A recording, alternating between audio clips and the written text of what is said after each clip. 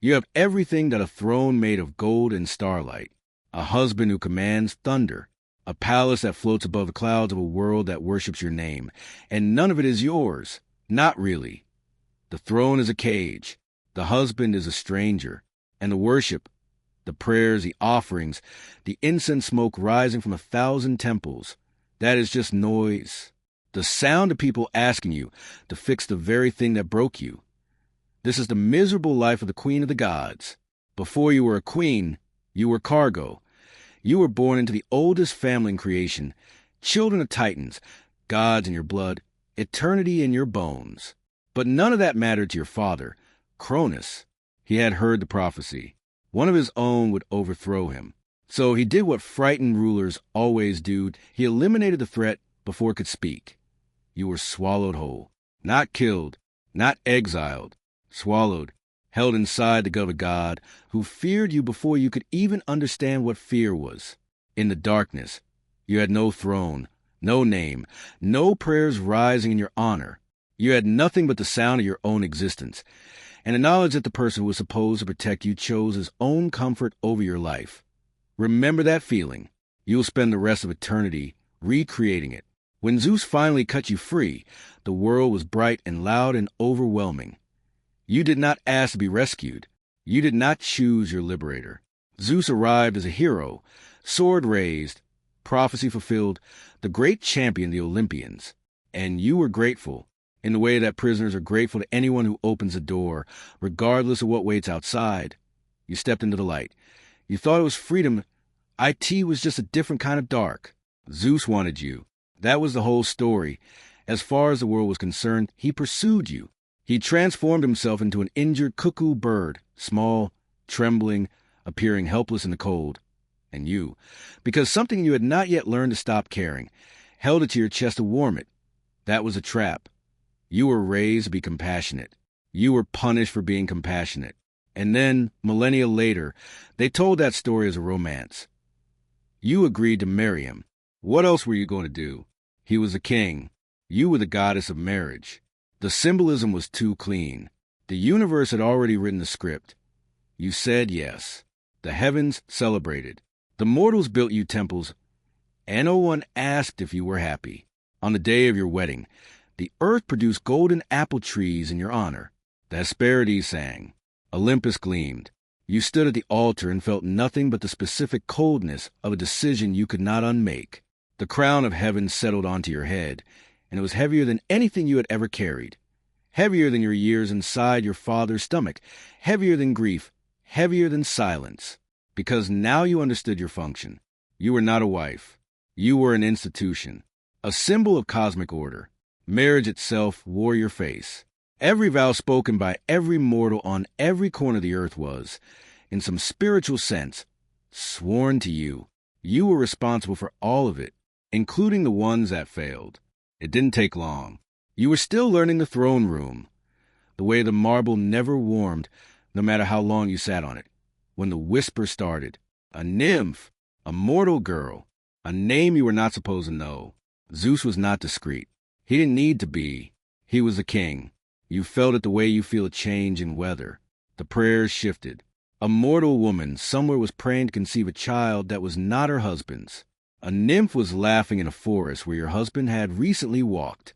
The divine network that connected you to every act of union on earth, that cursed, unasked for omniscience, showed you everything. You had two choices, forgive it or fight it. You fought because you were Hera, because silence felt like surrender, because if you swallowed this the way Cronus swallowed you, you would never stop swallowing. They called you jealous. They called you cruel. They never once called Zeus unfaithful. Here is what they don't tell you about immortality. It doesn't get easier. It compounds. Every betrayal stacks on the last one. Every humiliation has a twin somewhere in your memory, and your memory never fades, never blurs at the edges, never grants you the mercy of forgetting. You are a god. Your mind holds everything. Every prayer from every failing marriage rises to your altar. You smell the burnt offerings, ambrosia and animal fat, and the desperate, acrid stench of human hope. And you know, before the prayer's even finished, how it ends. You have heard this prayer before. 10,000 years ago, 100,000 years ago, the wife who suspects, the husband who lies, the children caught between them, over and over and over.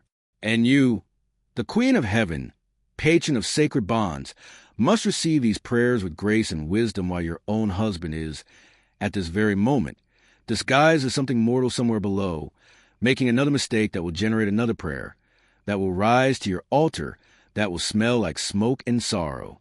The irony is not lost on you. It is a weight no throne can hold. You had children.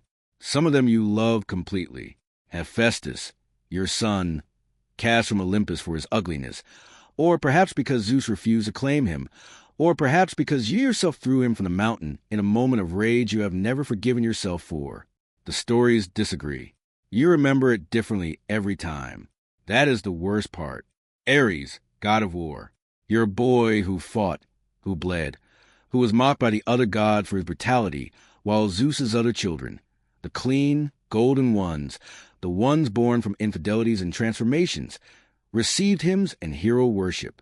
Your children carried your reputation. Difficult, vengeful, too much.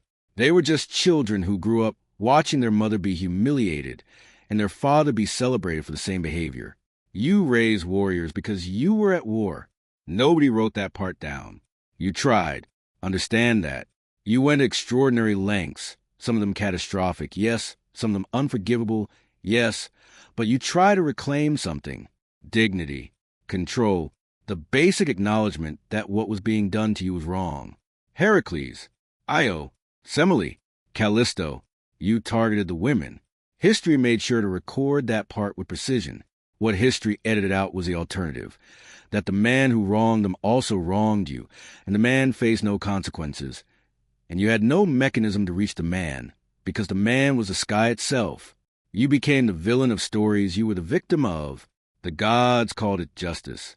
The mortals called it wrath. You called it the only power you had left.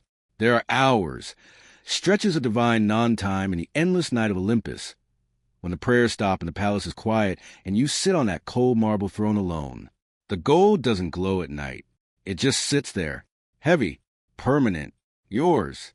You think about what you wanted when you were young, before the crown, before the wedding, before the first betrayal taught you that love and power cannot occupy the same space for long. You wanted to matter. You do matter. You matter enormously. You are the axis around which cosmic order turns. But mattering is not the same as being loved. You know the difference now. Here is the truth nobody tells you about being Queen of Heaven. There is no retirement. You cannot step down. You cannot abdicate. You cannot walk away from the throne and live quietly somewhere without temples or offerings or the smell of burning hope. Your identity and your function have merged completely. You don't know where Hera the woman ends and Hera the institution begins. You are marriage. You are sacred vows.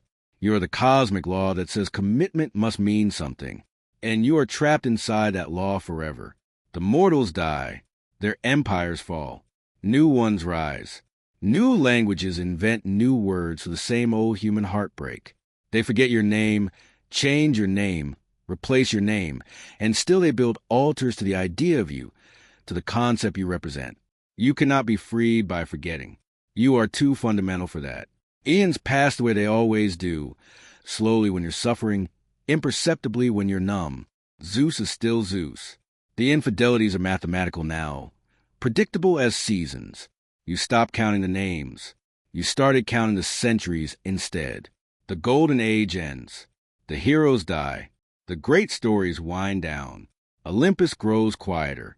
The prayers thin out. The temples crumble, not violently, but the way everything old crumbles, slowly, without ceremony. And you sit on the throne that was never warm, and you watch it happen. And you feel something that isn't quite relief and isn't quite grief and has no name in any language yet invented. Somewhere below, on the edge of the dying world, there is a young woman. She is standing in a field, looking up. Her eyes are sharp. Her jaw is set. There is hunger in her face, the specific, clean hunger of someone who has not yet been disappointed by the thing they want most. She is looking at the throne. She wants it. You recognize her. You are her. And you want to send from the clouds and take her by the hands and tell her everything. The marble cold, the prayers heavy, the betrayals endless, the price of the crown paid in a currency that never stops collecting. But you don't, because no one told you. Because maybe she needs to want it the way you needed to want it, so that the universe keeps turning and the concept of queens and thrones and sacred vows continues to mean something to the small mortal lives below. Or maybe you're just too tired. The throne holds its warmth for no one, and the next queen is already on her way.